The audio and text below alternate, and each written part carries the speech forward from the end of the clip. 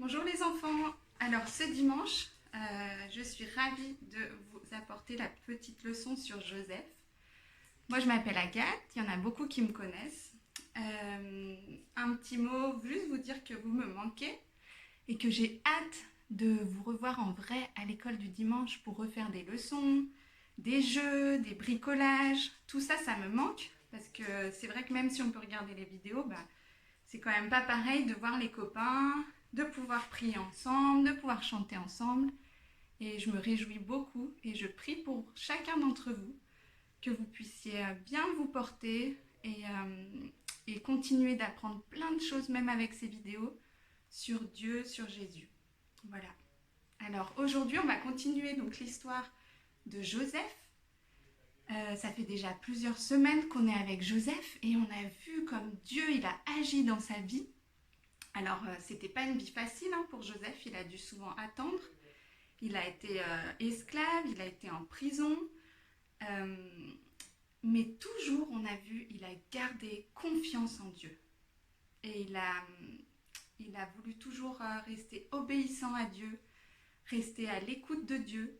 Et on voit que ça lui a donné une grande sagesse et de l'intelligence. Et tellement qu'en fait, il est arrivé à un poste très élevé, le conseiller du Pharaon, à la tête de l'Égypte. Joseph, il est arrivé à la tête de l'Égypte. Et ce qui fait qu'il a pu prendre des bonnes décisions pour ce pays, qui allait subir la famine. Il a dit au Pharaon de mettre des choses de côté, des produits, de la nourriture de côté pendant les années où il y avait beaucoup. Et comme ça, pendant les années de famine, l'Égypte n'allait pas manquer de nourriture. Et en fait, il manquait tellement pas de nourriture qu'il y a plein de gens des pays aux alentours qui venaient chercher la nourriture en Égypte. Donc on voit combien c'était une bonne stratégie et une bonne idée que Joseph il a eue. Et on va voir maintenant le reste, la suite de l'histoire et des choses étonnantes qui vont se produire. Alors, voyez, sur cette image là, on voit Joseph là, qui voit les nombreuses personnes qui viennent. En fait, ces personnes, elles viennent des autres pays pour chercher de la nourriture en Égypte. Comme j'ai dit, c'est le seul pays, l'Égypte, où il reste de la nourriture. Et donc, les gens, ils font la queue pour venir chercher des sacs de blé. Et là, Joseph, il voit dans la foule, oh, mais ce sont eux. Mais qui? Mais ses frères. Il reconnaît dans la foule ses frères qui viennent d'arriver parmi les étrangers. Oh, ça fait longtemps qu'il n'a pas vu ses frères. Ça fait longtemps que ses frères l'ont vendu, vous vous souvenez, en esclave et ont voulu lui faire du mal. Et là, maintenant, ce sont ses frères qui viennent en Égypte chercher à manger. Et pourquoi ils sont là? Oui, justement, parce que la famine a durement touché le pays de Canaan. Et c'est leur papa, Jacob, il leur a dit « Mes fils, il faut aller en Égypte, parce que là-bas, il y a à manger. » Mais Jacob, il a dit à ses 10 fils d'y aller. Et il y avait un 11e, le dernier, Benjamin. Il a décidé de le garder avec lui. Parce qu'il ne voulait pas qu'un malheur lui arrive. Déjà, il était arrivé un malheur à Joseph, alors il voulait garder Benjamin avec lui. Et les femmes et les enfants de ses fils sont aussi restés auprès de lui. Est-ce que vous vous souvenez le rêve que Joseph il avait fait quand il était jeune? Vous pouvez réfléchir et répondre avec vos parents. Joseph, il avait fait un rêve où ses frères, vous vous souvenez, c'était la lune avec les étoiles qui se prosternaient, et puis avec les épis de blé qui se prosternaient devant un qui était tout dressé. En fait, il rêvait que ses frères se prosternaient devant lui en quelque sorte. Et là, qu'est-ce qui se passe? Eh bien, justement, on voit les frères de Joseph se prosterner devant lui, se courbant jusqu'à terre pour lui montrer leur respect. En fait, ils ne savent pas encore qu'il se trouve devant Joseph. Impossible de le reconnaître, il n'est plus un jeune garçon. Aujourd'hui, cet homme, ce n'est pas n'importe lequel, c'est le gouverneur du pays de l'Égypte. Il porte des habits de responsable. L'Égypte entière lui obéit. Seul le Pharaon est au-dessus de lui. Comment ses frères pouvaient imaginer que ça, c'était Joseph? Ça leur est même pas passé par la tête. Alors Joseph, il décide de parler en égyptien pour que ses frères ne le reconnaissent pas. Et il se fait traduire par un interprète. Pour l'instant, il préfère garder son identité secrète afin de les mettre à l'épreuve et voir s'ils ont changé. Les 10 frères sont très inquiets car ce gouverneur impressionnant leur parle avec beaucoup de dureté. Il dit « D'où venez-vous » ? « Nous venons du pays de Canaan pour acheter de la nourriture. » Il fait semblant de ne pas les croire et dit sur un ton accusateur « Vous êtes des espions. C'est pour repérer les points faibles du pays que vous êtes venus. » Oh, quelle accusation! Si on les prend pour des espions venus préparer une attaque, ils risquent tous la peine de mort. Ça, c'est une grave accusation. Non, non, Seigneur, se défendent-ils inquiets. Nous sommes seulement venus acheter à manger. Nous sommes tous fils d'un même père. Nous sommes des gens honnêtes. Nous étions 12 frères. Le plus jeune est aujourd'hui avec notre père. Et il y en a un qui n'est plus là. Je maintiens ce que j'ai dit. Je pense que vous êtes des espions. Voici comment je vais vérifier ça. Pour que vous me montriez que vous êtes sincère, vous ne sortirez pas de ce pays avant que votre plus jeune frère ne soit aussi venu. Le gouverneur donne l'ordre de les jeter en prison. Ils ne savent toujours pas que c'est Joseph, leur frère. Ils y passent 3 jours d'angoisse, pendant lesquels ils réfléchissent beaucoup. Ils repensent même à la faute qu'ils ont faite il y a longtemps. Ils commencent à comprendre la détresse que leur petit frère a dû vivre en prison, entre les mains des marchands d'esclaves. Ils pensaient pouvoir oublier cette affaire, mais ce n'est pas possible. Et Dieu non plus n'a pas oublié ce qu'ils ont fait. Ils ont péché, non seulement contre Joseph, mais contre Dieu. Et Dieu, il est pur, il est saint, il ne supporte pas le mal. Dans la parole, dans la Bible, il nous a même donné cette instruction. Tu aimeras ton prochain comme toi-même. Les 10 frères ont au contraire été à 2 doigts de tuer Joseph. Ils l'ont finalement abandonné entre les mains des marchands. Ils sont coupables devant Dieu. Malheureusement, nous avons aussi désobéi à sa loi. Bon, peut-être vous n'avez pas voulu vendre votre frère ou le donner en esclave. Oui, peut-être vous n'avez pas eu une idée comme ça. On se dit jamais je vais faire cela. Mais chaque jour, combien de bêtises on fait? Combien on a le cœur mauvais? Parfois on pense quelque chose de méchant sur quelqu'un. Ou on fait quelque chose, on se moque, on rigole de quelqu'un.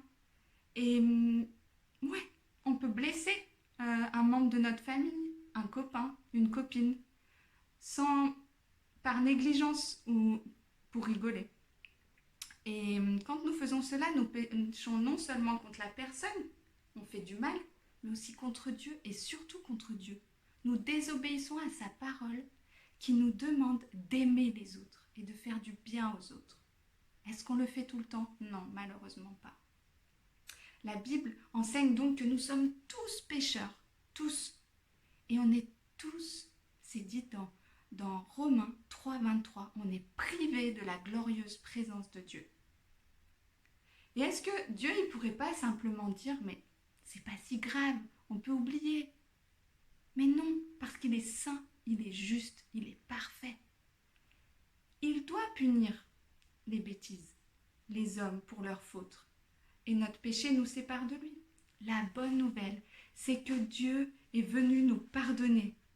Mais il doit d'abord nous ouvrir les yeux. Et nous, on doit reconnaître qu'on a besoin du pardon. On doit reconnaître que nous sommes pécheurs.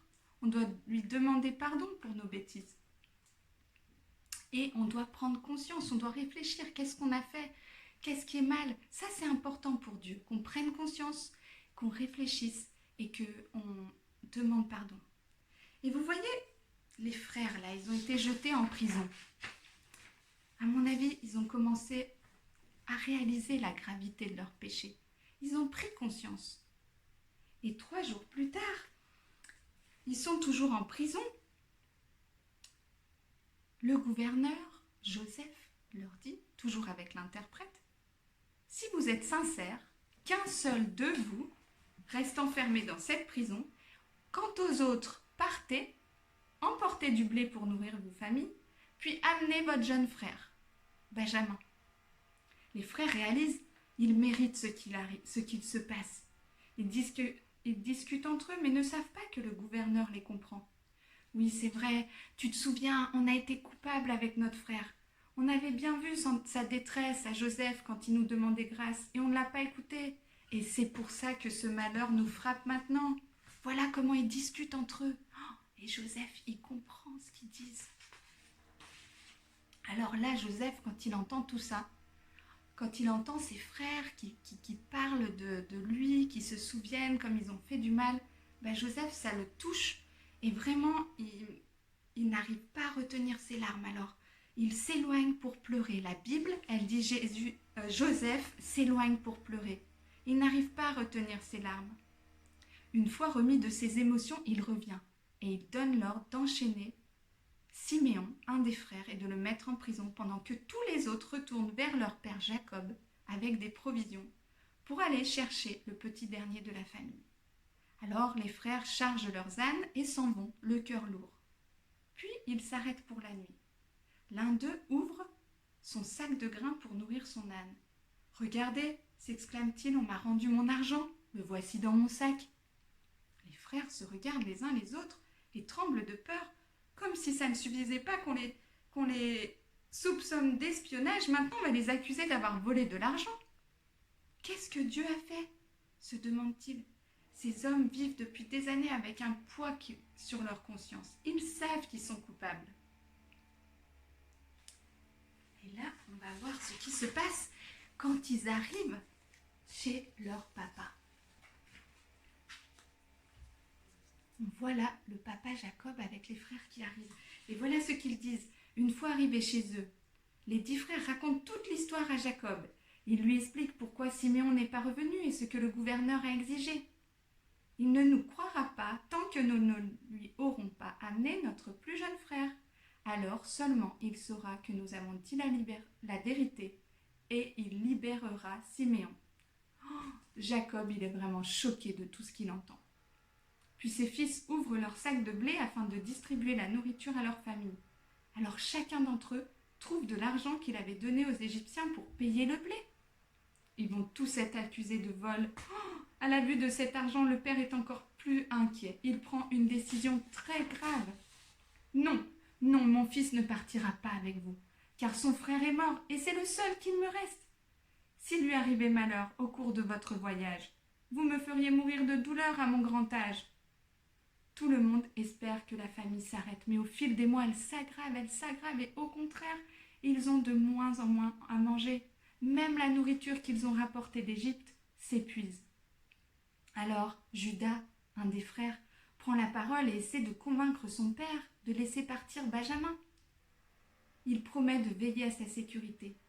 Il semble avoir beaucoup changé. Jacob finit par accepter parce que c'est le seul moyen de ne pas mourir de faim. Alors, Jacob, voilà ce qu'il dit à ses fils. « Mettez dans vos bagages les meilleurs produits du pays. Offrez-les à cet homme, le gouverneur, » dit Jacob. Il ne savait pas non plus que c'était Joseph. « Prenez avec vous le double de la somme voulue et restituez l'argent remis dans vos sacs. Peut-être s'agissait-il d'une erreur. Emmenez votre frère et partez. Retournez chez cet homme.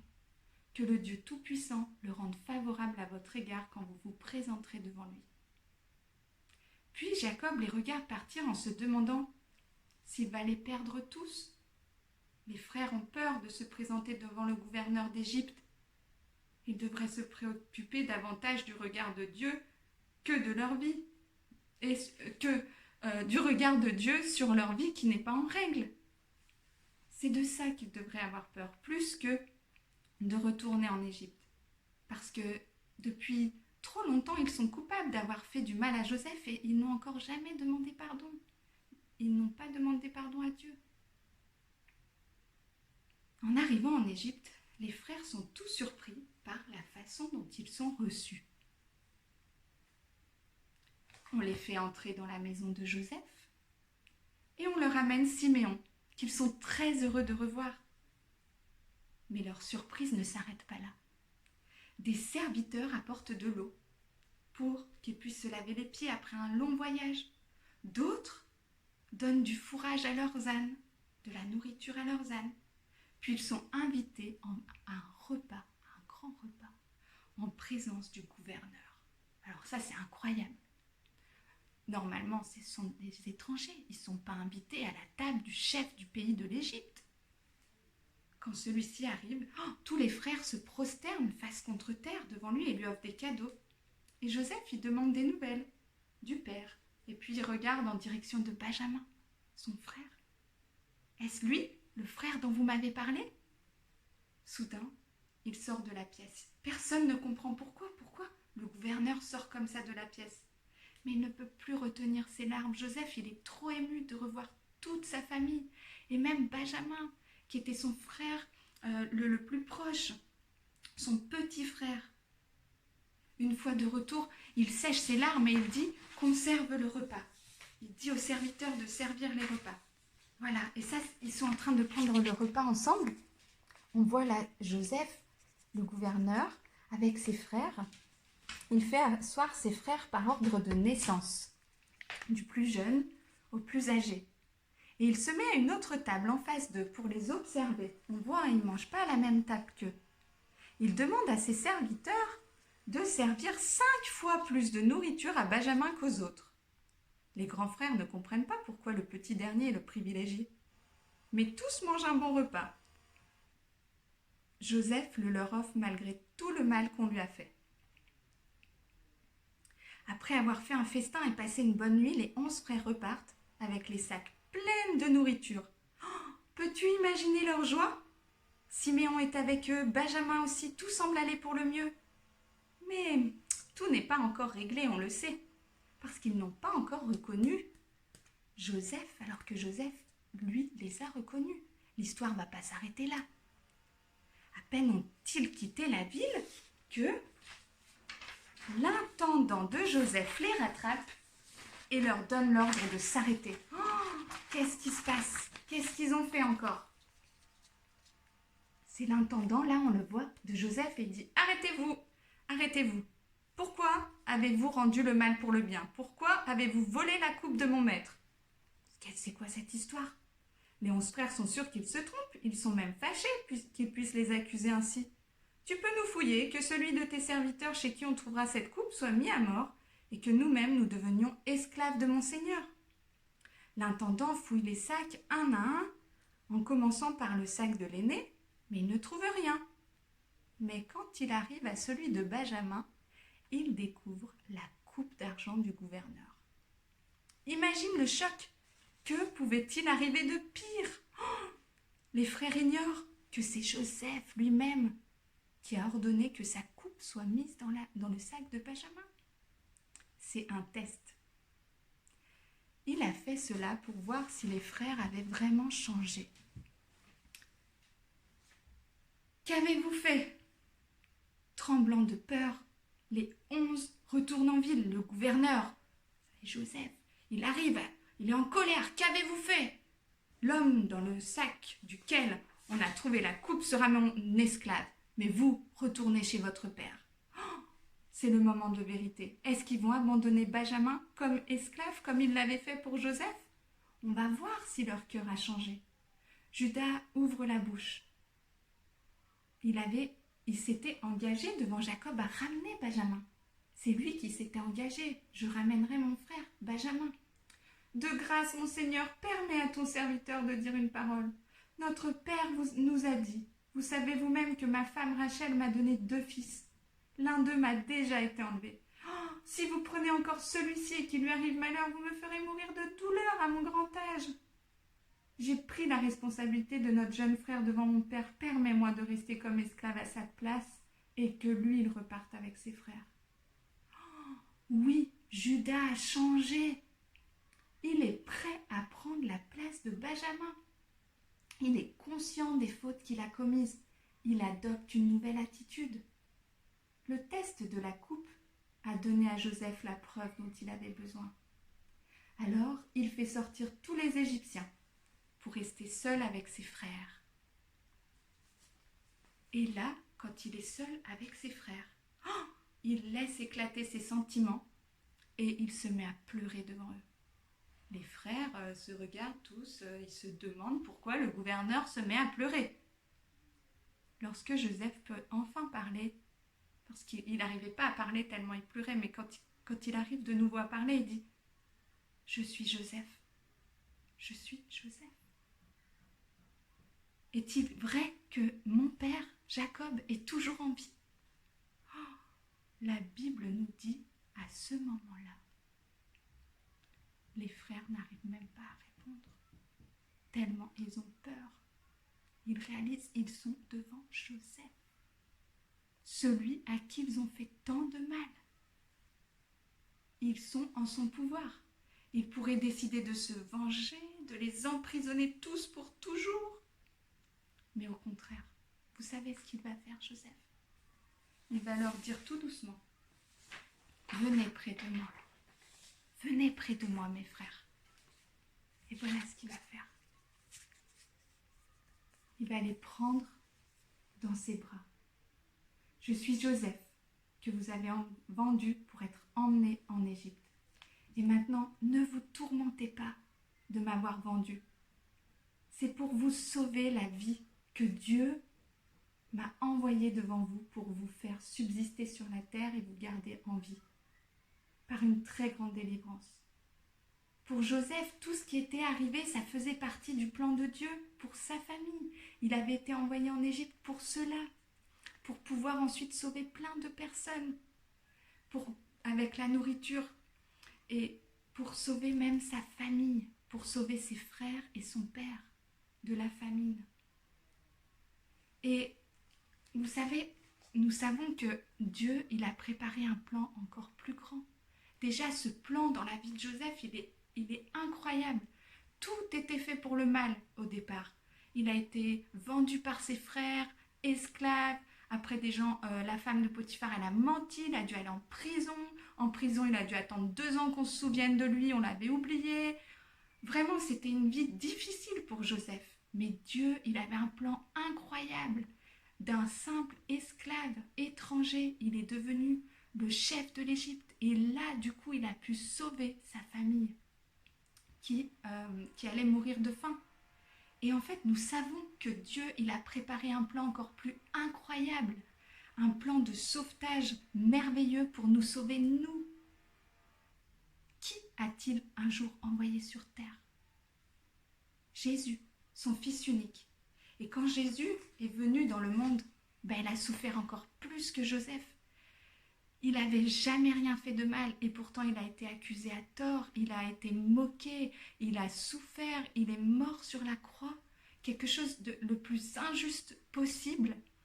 Quelqu'un qui n'avait jamais rien fait de mal, le Fils de Dieu, il lui est arrivé plein de choses horribles pour que nous soyons sauvés.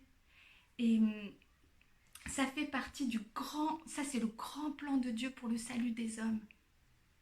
Et oui, comme vous voyez, Joseph, il a pardonné à ses frères qui lui avaient fait du mal. Et Jésus, il nous pardonne grâce à la croix. Et c'est le grand plan de salut envers les hommes. Et voilà, on arrive à la fin de la vie de Joseph. Et on voit comme Dieu, il a accompli un plan incroyable dans la vie de Joseph. Avec plein de rebondissements. Et parfois, Joseph, il n'a pas dû comprendre ce qui se passait, mais il a gardé un cœur confiant en Dieu. Et moi, je veux vous encourager à vous souvenir de l'attitude de Joseph, qui, même dans des circonstances difficiles, où il ne comprenait pas pourquoi la prison, pourquoi mes frères sont-ils aussi méchants, pourquoi on a menti, on m'a mis en prison, pourquoi le chef des boissons, il ne s'est pas souvenu de moi pendant 2 ans, mais il est où Dieu? Et en fait, non, Joseph, il ne s'est pas demandé ça. Il savait que Dieu, il est avec lui et que Dieu, il a un plan. Et c'est pour ça que c'est plus important de regarder à Dieu qui est fidèle, qui nous a sauvés, que de regarder aux circonstances ou à nos problèmes. Nos problèmes, ils sont toujours plus petits que Dieu. Nous avons un grand Dieu. Et pour cela, j'aimerais vous présenter un verset. En fait, on avait vu le verset donc, de Job qui dit que Dieu, il est attentif à la conduite des hommes. Il connaît tous ses pas. Et il y a aussi un verset qui est dans la Bible, qui est dans Jérémie, chapitre 29, verset 11, et qui dit cela. Vous voyez, là on le voit sur cette petite image. « Car je connais les plans que j'ai formés sur vous, dit l'Éternel, afin de vous donner un avenir et de l'espérance. » Dieu, il nous dit ça. Je connais les plans que j'ai formés pour vous, sur vous. Pour chacun d'entre nous, Dieu, il a un plan. Nous sommes tous uniques, mais il a un plan précis pour chacun d'entre nous. Et comment on peut rentrer dans ce plan? C'est en lui faisant confiance, en cherchant sa volonté, en lisant la Bible, en priant, en cherchant sa face et en se souvenant dans les moments difficiles qu'il est là. Il a un plan. Il est en train d'accomplir quelque chose et on n'est pas seul. On n'est pas abandonné. Et vous voyez, il dit afin de vous donner un avenir et de l'espérance. Et ça, c'est sûr, on a un avenir génial qui nous attend parce que Jésus nous a sauvés. Tout est accompli et en ce moment, il est en train de nous préparer une place. Et c'est pour ça que Dieu, il dit, je connais les plans que j'ai préparés sur vous pour vous donner un avenir et de l'espérance. Et ça, c'est sûr, c'est une promesse de Dieu. Et on peut se souvenir de ça dans les moments où on commence à dire, mais là, je ne comprends pas. Pourquoi il se passe ça? Ou pourquoi je dois attendre aussi longtemps? Ou pourquoi je suis malade? Pourquoi une personne que j'aime est malade? Ou pourquoi il y a tellement de choses difficiles? Mais Jésus, il est venu justement pour nous donner un avenir et de l'espérance. Alors voilà, je me réjouis beaucoup de vous retrouver, j'espère bientôt en vrai. Et aussi peut-être pour fêter Noël, pour faire l'histoire de Noël ensemble à l'église, ce serait super. Et en attendant, je vous souhaite un bon dimanche et une bonne période de l'Avent, que vraiment dans cette période de l'Avent, de ce mois de décembre, on puisse ensemble vraiment redécouvrir le plus grand cadeau du monde qui est Jésus. Soyez bénis les enfants, à bientôt.